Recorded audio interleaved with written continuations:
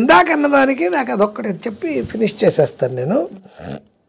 కమల్ హాసన్ గారు అబ్బాయి షణ్ముఖికి నన్నే పెట్టుకున్నారు, ఎందుకంటే చిత్రమణి చిత్రం నేనే కాబట్టి పెట్టుకున్నారు, చేశాను, బ్రహ్మాండంగా మెచ్చుకున్నారు అన్నీ. వాళ్ళకి ఇచ్చిన థాట్ కూడా నేనే, ఎందుకంటే తెలుగులో చిత్రమణి చిత్రం నరేష్కి చేశాను, వాడు మన రాజేంద్ర ప్రసాద్ మేడం అని చేశాడు.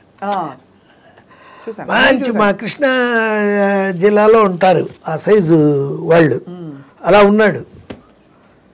మంచి ఆంటీలు కృష్ణా జిల్లాలో ఉంటారు బాగా, ఆ రేంజ్లో ఉన్నాడు. నేను అదే అన్నా, ఆ రేంజ్లో ఉన్న గురువు అని. ఏంటి ఈయన పిలిచినప్పుడు కమల్ నేను ఇచ్చిన వాళ్ళకి అద్భుతమైన పాయింట్ ఏంటంటే, వాళ్ళకి ఇచ్చింది ఫస్ట్ ఆయన నాకు చెప్పాడు, నేను ఇప్పుడు పన్నెండు ఇంకా ఇప్పుడు దీన్ని తమిళ్లో మాట్లాడు, నాకు మీరు అలా చేశాడు నరేష్, ఇలా చేశాడు రాజేంద్ర ప్రసాద్, మనం అదే సార్ కథ అంతా వస్తూ ఉంది కానీ ఇది రావట్లేదు, మీరు ఫస్ట్ యంగ్ లేడీ వెయ్యొద్దు, మన మైలాపూర్ పట్టుమామిలాగా పెట్టండి, మీరు మీకు అప్పుడు దొరుకుతుందంటే షేక్ హ్యాండ్ ఇచ్చాడు లేచి, నాకు అయిపోయింది సార్ మీతో పని అని. ఆ థాట్ ఇచ్చింది నేను. అక్కడి నుంచే మొదలు. అది కూడా ఎలాగో వాళ్ళ ఆఫీసులో వాళ్ళ అమ్మగారు ఫోటో ఉంది, ఇతరులాగా ఉంది వాళ్ళ అమ్మ. చూసాను కొత్తగా అదొక్కటే మారాలి దాంట్లో, ఎందుకంటే వాళ్ళు మేము ఒకలాగా చేసాం, రాజేంద్ర ప్రసాద్ వాళ్ళది, ఈయన కొత్తగా చేయాలంటే అదే ఇంకా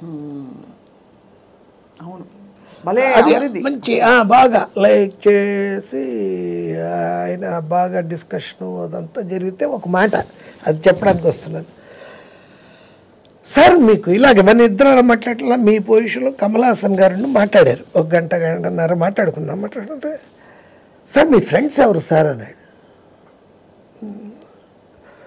అంటే నేను ఏ సినిమా చేస్తే ఆ సినిమా కో డైరెక్టరు వాళ్ళే సార్, నాకంటూ ఫ్రెండ్స్ లేరు అసలు, మీరు 100% సినిమా పర్సన్ సార్, మీరు నాకు ఫ్రెండ్స్ లేరు. అంటే సినిమా ఫ్రెండ్ ఇంకా అంతే అంతే, వృత్తే ప్రవృత్తి రెండు ఒకటే అయినప్పుడు ఆనందం మీకు తెలుసు. అంటే you don't feel the need, అవసరం టైం లేదు, నాకు టైం ఉండదు, తీరిక ఉండదు. అబ్బాయి షణ్ముఖి చాలా గ్రేట్ ఫిల్మ్, అండ్ అసలు కమల్ హాసన్ ఆ థాటే నేను ఇచ్చింది.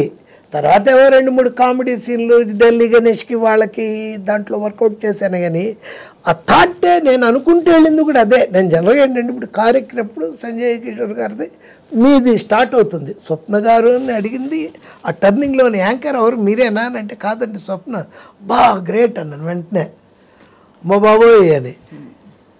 మామూలు మీరు ఇప్పుడు మేము సినిమాల్లో నెంబర్ 1, 2 మీరు ఇందాక చెప్పిన ప్రభాస్, అలాగో ఈ మీడియాలో Swapna is the first person and great person, top. మీకు రాంది లేదు మ్యూజిక్, సింగర్తో వీడి ఇంటర్వ్యూ అంటే డెఫినెట్గా పాటలు ఉంటాయిరా అనుకుంటాను నేను. ఏంటి తప్పకుండా పాట ఇష్టం సార్, అదే కానీ మీరు అన్నట్టు చాలా మంది చెప్పకుండా దాటేస్తారు, కానీ వాళ్ళు మీరు చెప్పి దాటకుండా మాకు 3 విషయాలు చెప్పారు. చాలా మంది సింగర్లు చెప్పకుండా దాటేస్తారు సార్. అవునా? ఏ అంటే మరి గుర్తుండదో లేకపోతే ఇంకేం చెప్తానులే అనుకుంటారు, కానీ అన్నీ చాలా క్యాజువల్గా తేల్చేస్తారు. అవును, మీరు గొప్పగా వాళ్ళ విషయాలన్నీ చెప్పి మాకు ఆ కాలం విషయాలు తర్వాత తరాలకు ఎలా తెలుస్తాయంటే ఇలాగే. అవును సార్, నిజంగానే సంజయ్ కిషోర్ గారి పుస్తకాలు, లేకపోతే ఆయన అద్భుతమైన బయోగ్రఫీ, ఫోటో బయోగ్రఫీసు, కథలు, ఇంకా బోల్డ్ అని రాసి ఆయన మొన్ననే నాకు సావిత్రి గారి కోసమే ఆయనకి ఫోన్ చేశాను, అప్పుడే మాట్లాడుకున్నాం, నాకు పంపించారు.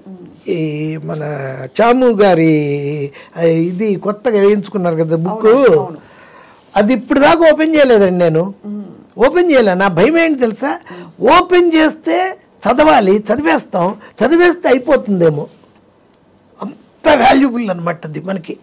జాగ్రత్తగా మంచి రోజు చూసి చెయ్యాలి అని నేను. మీరు అనుకుంటున్నారు లైఫ్లో ఫస్ట్ టైం ఆపోజిట్ కూర్చున్న వాళ్ళు ఇంత పెద్దవాళ్ళ అనుకోవడానికి మీరే. ఇంకెవరిని నేను చూడాలి అంటే ఎవరెవరో చేసుంటారు నన్ను అంటే తక్కువ, అసలు నేను ఇంటర్వ్యూలు ఇవ్వను. దానికి కారణమైన ఒకటే డైలాగు, గురుగారు ఇలా మాది ఏదో ఏటీనో ఇంకో ఇదినో ఇంకో అడుగుతారు, రకరకాల ఛానల్స్. పేమెంట్ ప్రోగ్రామే కదండి. అరే యజ్ఞమూర్తి అనుకుంటుందైతే యజ్ఞమూర్తి నాకు అతను ఫోన్లో మంచి బేస్ వాయిస్లో పేమెంట్ ప్రోగ్రామ్ పేమెంటా వీటికి పేమెంట్ ఇస్తారా సార్ అన్నాడు. ఏంటి మీకు ఇవ్వట్లేదా అని.